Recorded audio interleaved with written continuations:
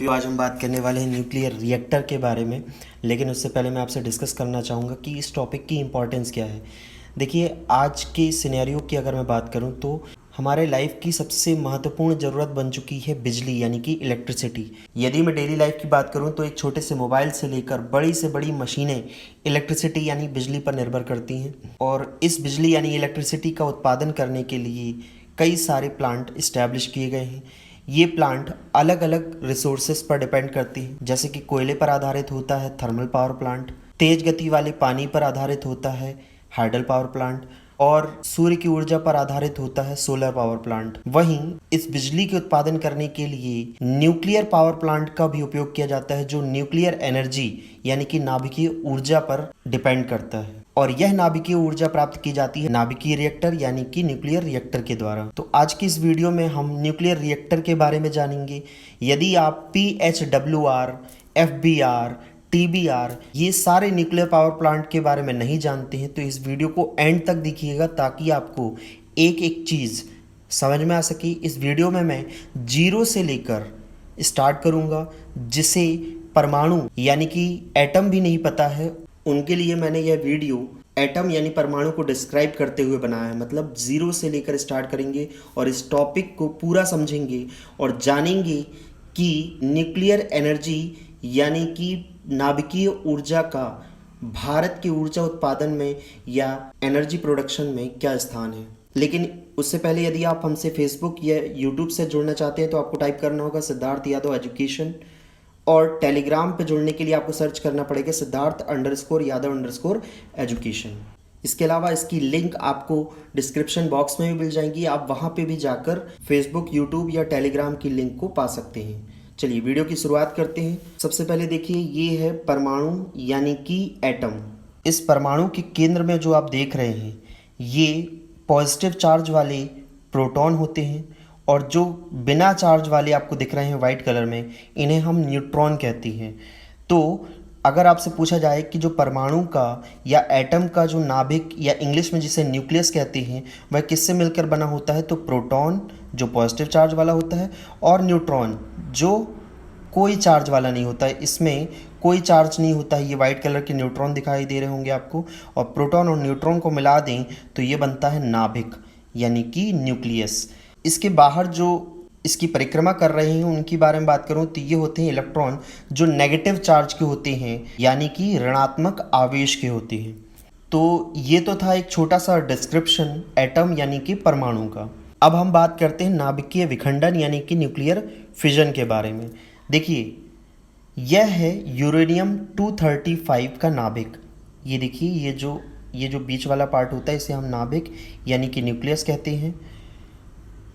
तो यह वही नाभिक जिसके अंदर प्रोटॉन और न्यूट्रॉन है। जब इस पर एक न्यूट्रॉन की बॉम्बार्डिंग की जाती है यानी कि न्यूट्रॉन से इस नाभिक को टकराया जाता है, तब यह बेरियम और क्रोमियम में टूट जाता है, और साथ ही इसमें 3 न्यूट्रॉन भी रिलीज होते हैं। तो नाभिकीय विखंडन में जब यूरेनियम के न्यूक्लियस यानी कि नाभिक को न्यूट्रॉन से टकराते हैं तो 3 न्यूट्रॉन और ढेर सारी ऊर्जा प्राप्त होती है, और इसे हम कहते हैं नाभिकीय विखंडन यानी कि न्यूक्लियर फिजन। अब जो नाभिकीय विखंडन होता है, इसकी जो चेन रिएक्शन होती है या श्रृंखला अभिक्रिया होती है, वह 2 प्रकार की होती है। पहली होती है नियंत्रित नाभिकीय विखंडन की श्रृंखला अभिक्रिया, और दूसरी होती है अनियंत्रित नाभिकीय विखंडन की श्रृंखला अभिक्रिया। मतलब कि जब एक न्यूट्रॉन एक यूरेनियम के नाभिक से टकराता है तो 3 न्यूट्रॉन बनते हैं, लेकिन इसमें से सिर्फ एक न्यूट्रॉन को आगे यूरेनियम के नाभिक से टकराने दिया जाता है, बाकी के 2 न्यूट्रॉन को एब्जॉर्ब कर लिया जाता है या अवशोषित कर लिया जाता है। लेकिन जो अनियंत्रित नाभिकीय विखंडन की श्रृंखला अभिक्रिया होती है, इसमें न्यूट्रॉन को अवशोषित नहीं किया जाता, जिससे ये न्यूट्रॉन आगे चलकर कई सारे नाभिकों से टकराकर नाभिकीय विखंडन की श्रृंखला अभिक्रिया को जारी रखते हैं, जिससे अनगिनत न्यूट्रॉन और ऊर्जा का उत्पादन जारी रहता है। जो नियंत्रित नाभिकीय विखंडन की श्रृंखला अभिक्रिया यानी कि control chain reaction of nuclear fission होती है, इसमें मैंने आपको बताया कि जो न्यूट्रॉन है वो यूरेनियम के न्यूक्लियस से टकराता है तो 3 न्यूट्रॉन हमें प्राप्त होते हैं, जिनमें से 2 को हम एब्जॉर्ब करवा लेते हैं और बाकी एक को अगले नाभिक से टकराने दिया जाता है। लेकिन ये जो 2 न्यूट्रॉनों को अवशोषित करने का काम किया जाता है वह किसके द्वारा किया जाता है? तो सबसे पहले इसके लिए जाना पड़ेगा हमें न्यूक्लियर रिएक्टर के पास। देखिए, ये है न्यूक्लियर रिएक्टर और इस न्यूक्लियर रिएक्टर में ये जो आप सबसे बाहर की तरफ देख रहे हैं, ये एक कंक्रीट की दीवार होती है जिसके अंदर नाभिकीय विखंडन की प्रक्रिया पूरी होती है। ये जो आप येलो कलर के एलिमेंट देख रहे हैं, ये फ्यूल एलिमेंट होते हैं, यानी कि जो यूरेनियम के नाभिक होते हैं इन्हें ही फ्यूल एलिमेंट के रूप में जाना जाता है। अतः जब यहाँ पर नाभिकीय विखंडन यानी कि न्यूक्लियर फिजन की अभिक्रिया चालू होती है, तब इन 2 न्यूट्रॉनों को अवशोषित करने के लिए मंदक या मॉडरेटर के रूप में कंट्रोल रॉड्स का उपयोग किया जाता है। याद रखिएगा, ये जो 2 न्यूट्रॉन को हम एब्जॉर्ब कर रहे थे वह किसकी सहायता से कर रहे थे? कंट्रोल रॉड्स की सहायता से। लेकिन इस अभिक्रिया में जो ऊर्जा उत्पन्न होती है वह बहुत अधिक तापमान की होती है। इस तापमान को कम करने के लिए कूलेंट यानी कि शीतलक का उपयोग किया जाता है। यह शीतलक 2 कामों के लिए उपयोग किया जाता है। पहला, जो नाभिकीय विखंडन के तहत ऊर्जा उत्पन्न हुई है उसके तापमान यानी टेम्परेचर को कम करना और उस कम तापमान की ऊर्जा को आगे बढ़ाकर इस स्टीम जनरेटर तक पहुंचाना। इस तरह आप मंदक यानी मॉडरेटर और शीतलक का काम समझ चुके होंगे। मंदक यानी कि मॉडरेटर के रूप में कंट्रोल रॉड्स का उपयोग किया जाता है जो न्यूट्रॉन को अवशोषित करने का काम करते हैं। वहीं शीतलक यानी कि कूलेंट इस न्यूक्लियर रिएक्टर के अंदर उत्पन्न हुई ऊष्मा के तापमान को कम करके इसे स्टीम जनरेटर तक पहुंचाने का काम करते हैं। इस तरह नाभिकीय विखंडन की प्रक्रिया का उपयोग करके हम न्यूक्लियर रिएक्टर से एनर्जी प्राप्त कर सकते हैं। अब इस न्यूक्लियर रिएक्टर के द्वारा बिजली कैसे बनाई जाती है उस पर ध्यान दीजिएगा। देखिए, ये वो चैम्बर है जहाँ पर न्यूक्लियर फिजन की प्रोसेस कंप्लीट होती है, यानी कि नाभिकीय विखंडन की प्रक्रिया पूर्ण होती है। इस रिएक्टर वेसल के अंदर भारी जल यानी कि D2O भरा हुआ होता है जो न्यूक्लियर फिजन के द्वारा उत्पन्न हुई ऊष्मा का तापमान कम करके इसे स्टीम जनरेटर तक लाने का काम करता है और इस स्टीम जनरेटर से निकलती है भाप यानी कि स्टीम, जिसे पाइप की सहायता से इस टरबाइन तक लाया जाता है। इस टरबाइन के रोटेट होने पर जनरेटर भी रोटेट होता है, जिसके बाद इलेक्ट्रिसिटी जनरेट होती है और इस इलेक्ट्रिसिटी को हम तक सप्लाई किया जाता है। यदि मैं भारत में न्यूक्लियर रिएक्टर के स्टेजेस की बात करूं तो बेसिकली 3 स्टेजेस अब तक भारत में अपनाए जाने की शुरुआत हो चुकी है। सबसे पहली जो स्टेज है वह है प्रेशराइज्ड हैवी वाटर रिएक्टर, जो कि भारत का सबसे पहला चरण था न्यूक्लियर रिएक्टर के द्वारा बिजली उत्पादन करने में। इसके बाद आते हैं हम सेकेंड स्टेज में, जो कि होता है फास्ट ब्रीडर रिएक्टर, और थर्ड स्टेज में हम बात करेंगे थोरियम बेस्ड रिएक्टर की। देखिए, जो अभी हम पढ़ रहे थे वह एक्चुअली में हम प्रेशराइज्ड हैवी वाटर रिएक्टर को ही पढ़ रहे थे, क्योंकि इस न्यूक्लियर रिएक्टर में हमने शीतलक के रूप में हैवी वाटर यानी कि D2O का ही उपयोग किया था, जिससे इस स्टीम चैम्बर को एक लिमिटेड हीट प्रोवाइड की जा रही थी, जिससे स्टीम जनरेट हो रही थी। न्यूक्लियर रिएक्टर के द्वारा बिजली उत्पादन के लिए उपयोग किया गया सबसे पहला चरण यानी कि स्टेज था। नाउ इसके बाद हम बात करेंगे फास्ट ब्रीडर रिएक्टर। सबसे पहले तो इसके नाम को समझिए। इसका पहला वर्ड है फास्ट, सेकंड वर्ड है breeder and then reactor. Breeder मतलब ब्रीड करना, मतलब प्रजनन करना, उत्पन्न करना। तो क्वेश्चन यह जनरेट होता है कि इस रिएक्टर में हम क्या जनरेट करते हैं, क्या ब्रीड करते हैं। इसके लिए हमें नाभिकीय विखंडन की प्रक्रिया को दोबारा से समझना होगा। देखिए, इसमें हमने यूरेनियम 235 का नाभिक यानी कि न्यूक्लियस लिया था और इसे टकराया था एक न्यूट्रॉन से, जिससे ऊर्जा तो उत्पन्न हुई थी, लेकिन साथ में 3 न्यूट्रॉन भी उत्पन्न हुए थे। Control chain reaction of nuclear fission यानी कि नियंत्रित नाभिकीय विखंडन की श्रृंखला अभिक्रिया के द्वारा हम एक न्यूट्रॉन का उपयोग तो अगले न्यूक्लियस यानी कि केंद्रक से टकराने के लिए कर लेते थे, लेकिन जो दो न्यूट्रॉन थे इनको हम इन कंट्रोल रॉड्स यानी कि मॉडरेटर या मंदक के द्वारा अवशोषित कर लेते थे। फास्ट ब्रीडर रिएक्टर में हम न्यूक्लियर पावर प्लांट से इन कंट्रोल रॉड्स को अलग कर देते हैं। देखिए, ये आपको न्यूक्लियर रिएक्टर दिखाई दे रहा होगा। ये जो आपको सबसे कोर चैम्बर दिखाई दे रहा है, यहीं पर न्यूक्लियर फिजन यानी कि नाभिकीय विखंडन की प्रक्रिया पूर्ण होती है, जिसमें ढेर सारी ऊर्जा यानी कि एनर्जी जनरेट होती है, लेकिन साथ में जनरेट होती हैं दो न्यूट्रॉन। अब ये जो दो न्यूट्रॉन हैं इनका उपयोग कहाँ किया जाता है वह समझिएगा। ये जो सबसे बाहर की तरफ आप एक चैम्बर देख रहे हैं, ये चैम्बर बना होता है यूरेनियम 238 का। जी हाँ, यह यूरेनियम 238 का बना हुआ होता है, जबकि जो नाभिकीय विखंडन में या न्यूक्लियर फिजन में जिस नाभिक का उपयोग किया जाता है वह यूरेनियम 235 का होता है। दोनों में डिफरेंस क्या है? देखिए, यूरेनियम 235 बहुत ही लिमिटेड क्वांटिटी में होता है, वहीं जो यूरेनियम 238 होता है यह आसानी से अवेलेबल होता है या एक्सेसिबल होता है। तो यदि हम इस चैम्बर को जहां पर न्यूक्लियर फिजन या नाभिकीय विखंडन की प्रक्रिया हो रही है, इसे यूरेनियम 238 से ढक देते हैं, तब जो नाभिकीय विखंडन में दो न्यूट्रॉन उत्पन्न होते हैं वह इस यूरेनियम 238 के साथ रिएक्शन करके यूरेनियम 239 जनरेट करते हैं। जब यूरेनियम 238 से मिलता है एक न्यूट्रॉन तो बनता है यूरेनियम 239, और यही यूरेनियम 239 बाद में बदल जाता है प्लूटोनियम 239 में। तो इस तरह यदि हम देखें तो फास्ट ब्रीडर रिएक्टर में जो ब्रीडिंग की जाती है, जो प्रजनन किया जाता है या उत्पादन किया जाता है, वह यूरेनियम 238 से प्लूटोनियम 239 की ब्रीडिंग की जाती है। इसीलिए इसे फास्ट ब्रीडर रिएक्टर कहा जाता है।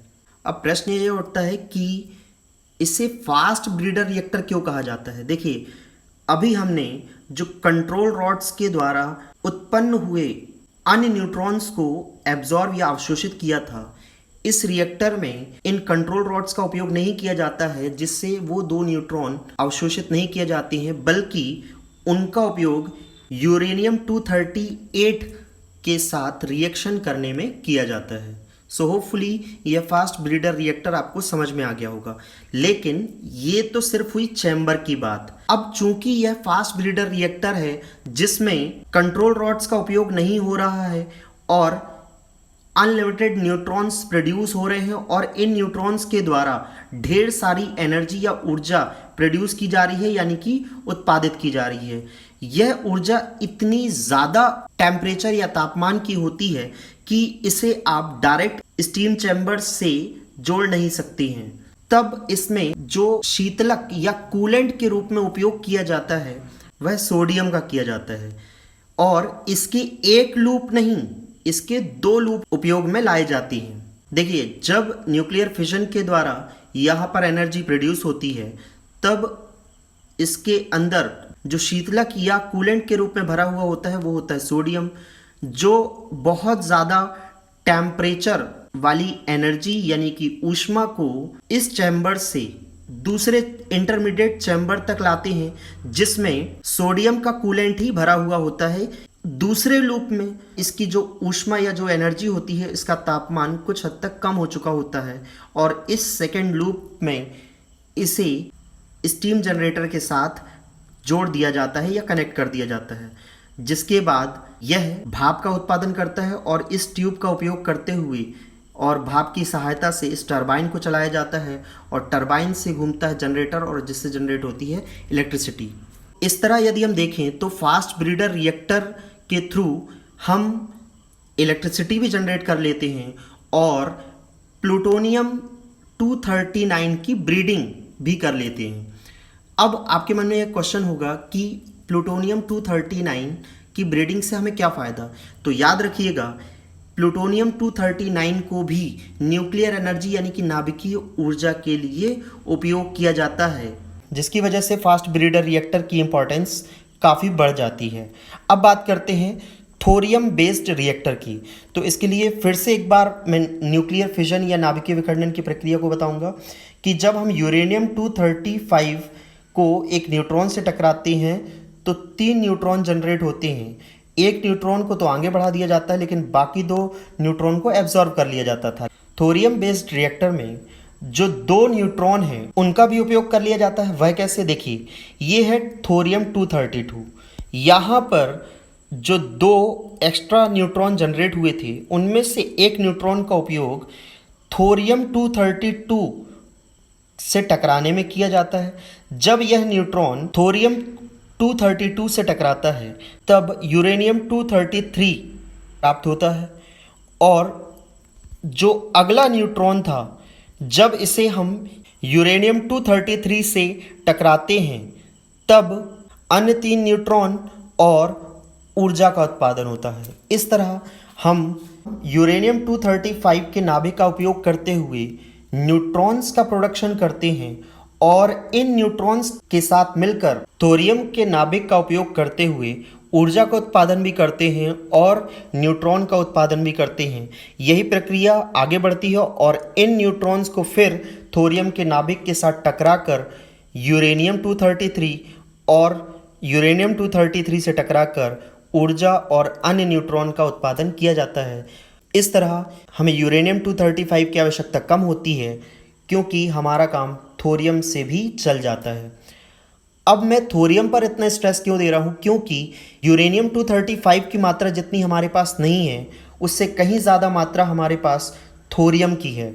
जी हाँ, भारत के समुद्री क्षेत्र हैं उनके पास जो रेत पाई जाती है उसमें थोरियम की मात्रा भी पाई जाती है। इस तरह थोरियम आसानी से भारत के पास उपलब्ध होने पर हम यूरेनियम के साथ थोरियम का उपयोग करके बहुत ही कम निवेश का उपयोग करके अधिक से अधिक ऊर्जा का उत्पादन कर सकते हैं। अब यदि हम बात करें कि भारत में 2020 तक कितने न्यूक्लियर पावर प्लांट ऑपरेशनल हैं और कितने अंडर कंस्ट्रक्शन हैं, तो इस जानकारी के लिए हमें IAEA यानी कि इंटरनेशनल एटॉमिक एनर्जी एजेंसी की वेबसाइट पर जाना होगा। इस वेबसाइट पर जाने पर आपको पावर रिएक्टर इंफॉर्मेशन सिस्टम के तहत कई सारे देशों में न्यूक्लियर रिएक्टर के द्वारा किए जा रहे उत्पादन के बारे में जानकारी मिल जाएगी। यह जो संस्था है यह न्यूक्लियर एनर्जी के गलत उपयोग को रोकने तथा उसे रेगुलेट करने का काम करती है। इसी पावर रिएक्टर इंफॉर्मेशन सिस्टम में अगर हम इंडिया की बात करें तो देखिए 2020 तक 22 न्यूक्लियर पावर रिएक्टर ऑपरेशनल है, जबकि 7 nuclear power reactor under construction है। भारत में जो इलेक्ट्रिसिटी प्रोडक्शन होता है उसमें जो न्यूक्लियर रिएक्टर के द्वारा इलेक्ट्रिसिटी प्रोड्यूस की जाती है वह मात्र 3 से 3.5% प्रोड्यूस यानी कि उत्पादित की जाती है। जब आप इस वेबसाइट के नीचे जाएंगे तब आपको भारत के सभी न्यूक्लियर पावर प्लांट की जानकारी मिल जाएगी, चाहे वह ऑपरेशनल हो या अंडर कंस्ट्रक्शन। यदि मैं इनकी बात करूं तो इनमें है Kaiga nuclear power plant, Kakrapar nuclear power plant जो कि सूरत गुजरात में है, वहीं कुंडनकुलम न्यूक्लियर पावर प्लांट जो कि तमिलनाडु में है। इसके अलावा मद्रास न्यूक्लियर पावर प्लांट जो कि तमिलनाडु में है, नरोरा न्यूक्लियर पावर प्लांट जो कि उत्तर प्रदेश में है, PFBR न्यूक्लियर पावर प्लांट जो कि मद्रास में यानी कि तमिलनाडु में है। वहीं राजस्थान में बात करूं तो कोटा में न्यूक्लियर पावर प्लांट और तारापुर न्यूक्लियर पावर प्लांट जो कि महाराष्ट्र में है। तो यह सभी न्यूक्लियर पावर प्लांट जो कि इंडिया के हैं वह IAEA यानी कि इंटरनेशनल एटॉमिक एनर्जी एजेंसी की वेबसाइट पर शो हो रहे हैं। यह डेटा 8 मई 2020 तक अपडेटेड है। सो होपफुली इस वीडियो के द्वारा आपको न्यूक्लियर रिएक्टर समझ में आया होगा। यदि आपको कोई डाउट है तो आप उसे क्लियर कर सकते हैं। आज के लिए इतना ही। जय हिंद, जय भारत।